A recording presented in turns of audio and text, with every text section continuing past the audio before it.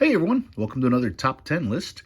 This week's top 10 list is going to be about the top 10 anti-counterfeiting measures or security features on US money. Now, for the most part, I'm going to be using a $100 bill. Most of these features are on all the notes from $5 and up. The one and the two haven't really changed that much security-wise, so I'm not going to go into them. But from the 5 all the way up, all of these features are available in one form or another.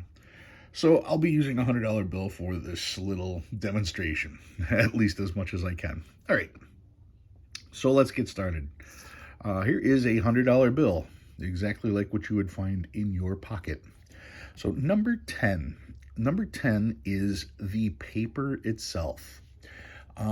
If you were to take a regular piece of paper and cut it to this size and put it in a strap of singles or a strap of whatever, you could then put that strap behind your back, thumb through it, and find the piece of paper. Why? Because the paper that notes are printed on is very distinct. We call it paper, but it's actually cloth. It's a 75-25 blend of linen and cotton. So it's technically a cloth, not paper at all. But because of that, the way that our fingers detect the paper, that is the way most counterfeit notes are spotted to begin with. Someone will be counting out notes and they'll feel a note that is different. Nothing feels exactly like US currency. So the paper itself, just the feel of the paper, that's number 10. Number 9, the text. Okay, what I mean is the text, actually the texture of the text and the printing. They use what's called intaglio printing, and what that means is they start with a flat plate and they dig grooves in the plate. Those grooves, they will then cover the plate with ink and wipe it away so that only the ink is left in the grooves. They then push the note into those grooves. By doing that, you cause these raised edges. In fact, you can probably hear my fingernail running across those grooves. So you can feel the grooves in the paper from the ink because all of the black ink is actually raised up versus the serial number. The serial numbers are punched into the note. And if you look at a crisp bill, you're going to see those numbers are actually indented into the bill. Running your finger across, you can feel them indented on this side, and you can actually feel them poking out a little bit on this side. I don't know if you're going to be able to see that or not, but with a little luck, you can kind of see some of it right here. Now, there are people that think if the numbers are punched in so that it's dented in like that, that's an error, and that's not an error. That's not the way it works. That's what's supposed to happen.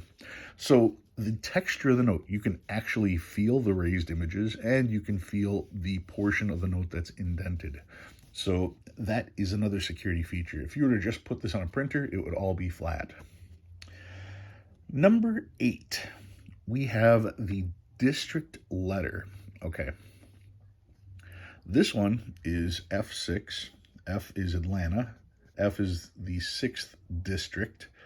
And the reason they use F is because F is the 6th letter. A, B, C, D, E, F.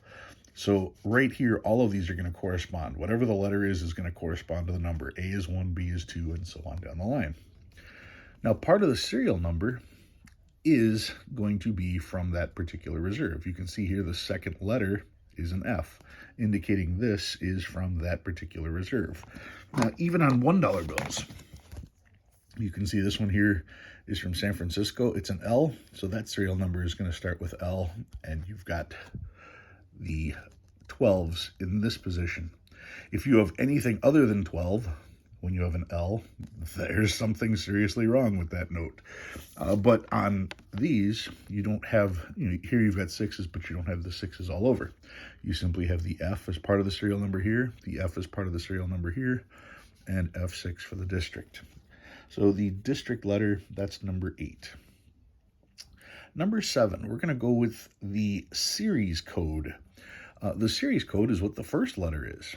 Okay, the very first The monochrome notes, when they first came out in 1996, down here it says this particular note says series of 2017A.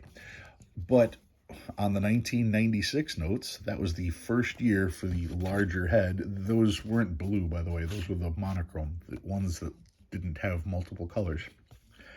So the 1976 series actually has A. Okay, where this P is, because it is the first series that they started counting from. By the time you get here, series 2017A, this one is P. And the next series after 2017A is the 2021 series. So if you find 2021 notes, they're going to start with Q. Just like the 2017 notes, not the 2017A, started with not O, because they don't use O's, but started with N. So 2017 was N, 2017A is P, and 2021 is Q. So that's what that first letter represents. So once again, if that does not correspond with the note, with the series, well, then that's something the average counterfeiter may not have known. That was number 7. Number 6, even on the colorful notes like this, part of the paper has blue and red fibers. And if we look real close, we're going to see some of those. Usually in this area here, you can see, there we go. Now you can start to see those blue fibers. Right in this area here, you can see them. And of course, when you have the note in hand, they're going to be so much easier to see. There's another one right over there. Yeah, very easy to see the blue and red fibers. Now, those are part of the note. When they started incorporating the blue and red fibers, they actually did that from the beginning, but they used to put in I don't want to say a strip, but all the blue and red fibers would be here and here. So you knew to look in those two areas for the fibers. Nowadays, they're scattered throughout the paper. Usually you see a lot more blue than red, but they're both in there, blue and red fibers. That's how you know the paper is legitimate. Okay, so that is number 6. Number 5, you were kind of able to see number 5 when I held it up to the light, and that's that watermark right here. All the notes have a watermark that represents whatever president is on there, and sometimes that watermark will be misplaced. It'll be on the wrong side. That would be an error, but the watermark is most certainly in there. You can see how he's facing right, and in the watermark he's also facing right. Obviously, when I turn that over, he's going to be facing left because we're looking at the other side of the image. But when you look at the note this way, the watermark should face the same way that the picture faces. And obviously, it should be the same person. So the watermark is number 5. Number 4, this one is extremely tough to show or to explain using the note because you can't see it.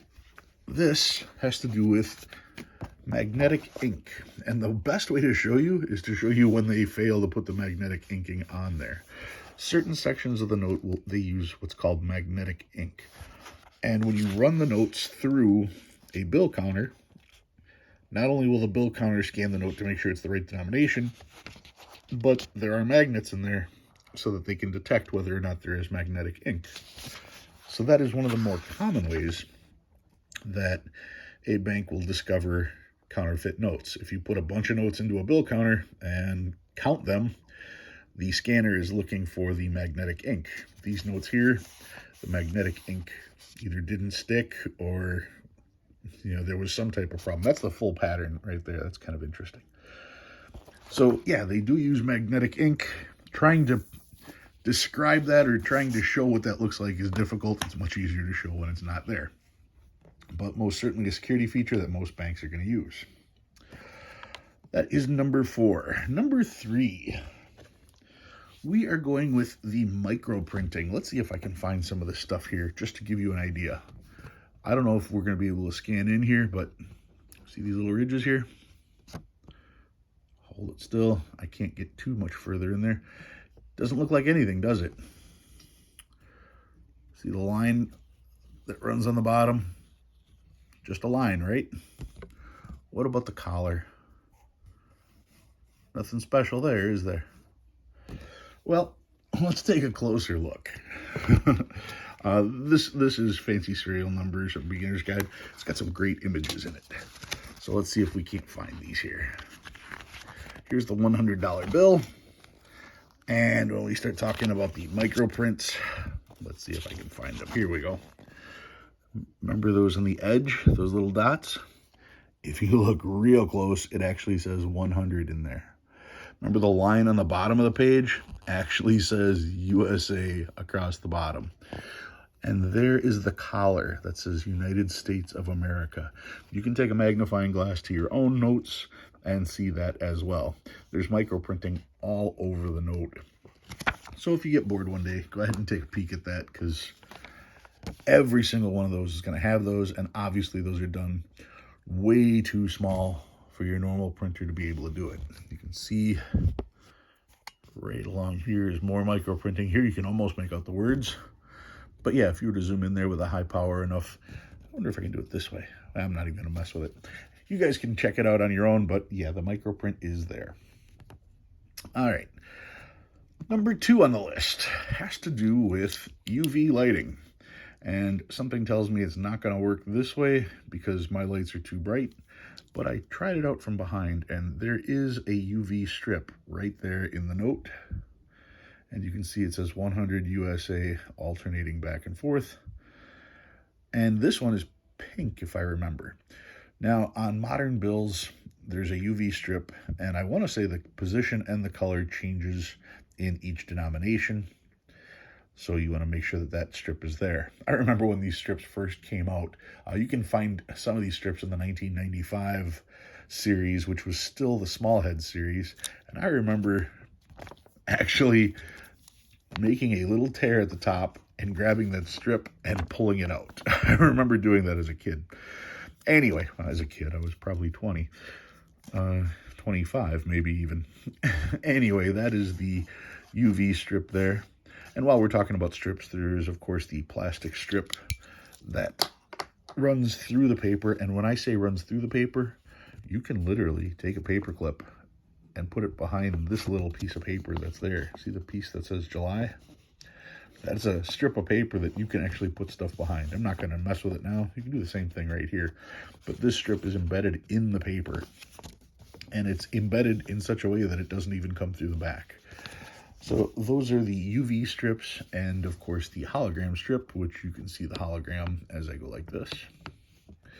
One other portion of the hologram is I didn't even include this, is the color changing ink. Here you can see how it's almost a dark green, and as you turn it, it turns copperish. The bell does the same thing. You've got it dark, and then it turns bright copperish right there. So I clumped all those into one. And finally, number 1 for this week. This one most people aren't even aware of. But if you look right here, you can see 100 written in yellow all over here. And it looks like the security portion is just that they have 100 written in small type in a varying pattern over here. Is it on this side as well? No. And I just want to look real close at the back. I don't see it on the back, but I do see it right here. All these little 100s. Every note is going to have this kind of pattern, even the 5. And the key is the 0 in the note. So the 100 has 2 zeros, 50 has 1 0, 20 has a 0, 10 has a 0, but the 5 is written 05 to get the 0 in there. And what it actually is a secret code. Some of these zeros are aligned in a fashion much like Orion's belt. And those zeros in that pattern tell a computer printer that's trying to copy this note to stop printing. It's a computer code in there. So if you were to try to put a note higher than A2, if you were to put a 5 or higher into a printer, it will shut down your printer. It will not let you photocopy the notes because of that Orion's belt code that's right there on the paper. So yeah, a lot of people aren't even aware of that. So those are my top 10 security features, and a couple more, of course. If you learned anything new this week, go ahead and hit that like button. If you like what you see and you want to see more, please subscribe. Love reading all your comments. Guys, thanks for watching. I'll see you next time.